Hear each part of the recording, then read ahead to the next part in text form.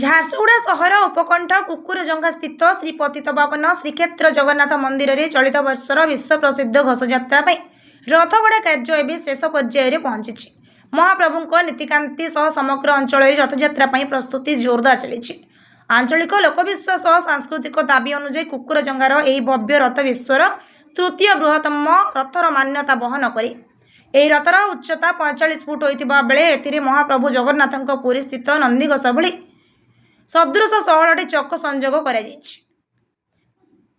ଏହି ବିଶାଳ ରଥର ନିର୍ମାଣ କାର୍ଯ୍ୟକୁ ସୁଚାରୁ ରୂପେ ସମ୍ପନ୍ନ କରିବା ପାଇଁ 15 ଜଣ ଅଭିଜ୍ଞ ବଢ଼େଇ କାରିଗର ରଥ ନିର୍ମାଣ କାର୍ଯ୍ୟରେ ନିୟୋଜିତ ଅଛନ୍ତି। ଚକ ଅଖ ସଂଯୋଗଠାରୁ ଆରମ୍ଭ କରି ରଥର ଅନ୍ୟାନ୍ୟ କାରୁକାର୍ଯ୍ୟ ଏବେ ଚୂଡ଼ାନ୍ତ ରୂପ ନେଉଛି। ସୂଚନାଯୋଗ୍ୟ ଯେ ସମଗ୍ର ବିଶ୍ୱରେ କେନ୍ଦୁଝରର ଶ୍ରୀ ବଳଦେବଜୀଉଙ୍କ ରଥ ସବୁଠାରୁ ଉଚ୍ଚ ଭାବେ ଗିନିଜ୍ ବୁକ୍ ଅଫ୍ ୱାର୍ଲ୍ଡ ରେକର୍ଡରେ ସ୍ଥାନ ପାଇଥିବା ବେଳେ ପୁରୀ ଶ୍ରୀକ୍ଷେତ୍ରର ସବୁଠାରୁ ବଡ଼ ରଥର ଉଚ୍ଚତା ମଧ୍ୟ 45 ଫୁଟ ଅଟେ। ଏ ଦୃଷ୍ଟିରୁ କୁକୁରଜଙ୍ଗାର 45 ଫୁଟ ବିଶିଷ୍ଟ 16 ଚକର ଏହି ରଥ ସମସ୍ତଙ୍କ ପାଇଁ ଏକ ପ୍ରମୁଖ ଆକର୍ଷଣ ସାଜିଛି। ଏହି ରଥଯାତ୍ରାର ସବୁଠାରୁ ବଡ଼ ସ୍ୱତନ୍ତ୍ରତା ହେଉଛି ଏହାର ଟଣାଯିବା ଶୈଳୀ।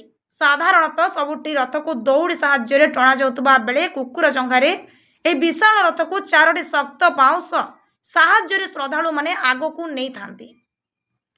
ପ୍ରଚଳିତ ଜନଶ୍ରୁତି ଅନୁଯାୟୀ ଅତୀତରେ ଥରେ ଗ୍ରାମବାସୀମାନେ ମହାପ୍ରଭୁଙ୍କ ଏହି ରଥକୁ ଦଉଡ଼ି ଦ୍ୱାରା ଟାଣିବାକୁ ଚେଷ୍ଟା କରିଥିଲେ ମଧ୍ୟ ରଥ ଇଞ୍ଚେ ହେଲେ ବି ଆଗକୁ ଘୁଞ୍ଚି ନଥିଲା।